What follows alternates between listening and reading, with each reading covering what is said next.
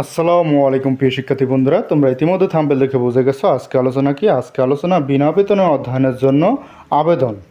এটি আমি অষ্টম শ্রেণীর শিক্ষার্থীদের জন্য লিখেছি। তোমরা ষষ্ঠ থেকে দশম শ্রেণীর শিক্ষার্থীরাও লিখতে পারো। এইটা দেখে দেখো তারিখ, প্রথমে তারিখ দিয়েছি, আজকের তারিখটা আমি দিয়েছি। বরাবর প্রধান শিক্ষক কোলা সদর উদ্দিন উচ্চ বিদ্যালয়, রাজবাড়ী সদর, রাজবাড়ী। আমি এখানে একটা প্রতিষ্ঠানের নাম দিয়েছি, তোমরা তোমাদের নিজ প্রতিষ্ঠানের নাম দেবা এবং কোন জেলায় সেই জেলার নামটা দেবে এখানে। তারপরে দেখো বিষয় বিনা বেতনে অধ্যয়নের জন্য আবেদন।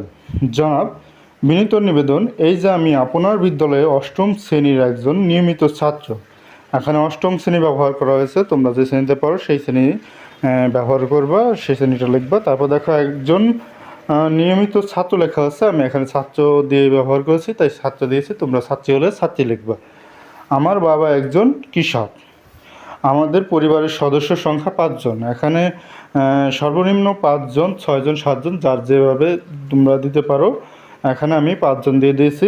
আমাদের 3 ভাই বোনের পড়াশোনা খরচ চালাতে তার একার পক্ষে সম্ভব নয়। তাহলে দেখো এখানে দেওয়া হয়েছে আমাদের 3 ভাই বোনের পড়াশোনা খরচ চালাতে তার একার পক্ষে সম্ভব নয়। এই টপিকসটুক হলো প্রথম অংশটুক আমরা এখানে দিয়েছি। তারপরে অংশটুক কীভাবে লিখতে হবে সেটাও আমি বুঝিয়ে দিয়েছি। তোমরা এটা সুন্দরভাবে খাতায় তুলে নাও।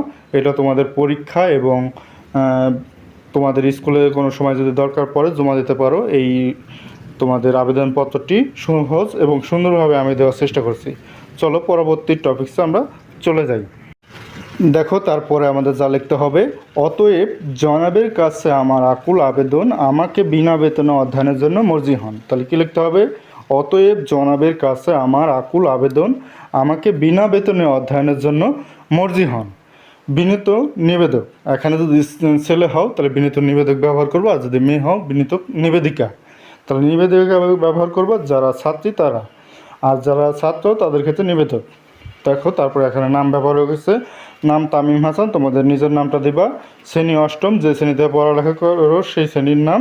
তারপর রোল, এখানে 7 ব্যবহার করা হয়েছে, তোমাদের রোল যেটা সেটা ব্যবহার করবা। শাখা ক, এখানে তোমরা যে কোনো শাখার যে শাখায় থাকো সেই শাখাটা এখানে ব্যবহার করবা। এই ছিল আমাদের বিনা বেতনে অধ্যয়নের জন্য আজকের আলোচনা। ভিডিওটি কেমন হলো অবশ্যই কমেন্ট করে জানাবা, আর তোমাদের বন্ধুদের কাছেও বেশি বেশি করে ভিডিওটি শেয়ার করে দেবা যাতে ভিডিওটি দেখে তারা উপকৃত হয়। আমি আজকে এই পর্যন্ত ভিডিওটি শেষ করছি। পরবর্তী এই ধরনের আবেদনপত্র ভিডিও চাইলে অবশ্যই আমাদের চ্যানেলটি সাবস্ক্রাইব করে পাশে থাকা বেল আইকনটি বাজিয়ে দিও। পরবর্তী ভিডিওতে আবার দেখা হবে।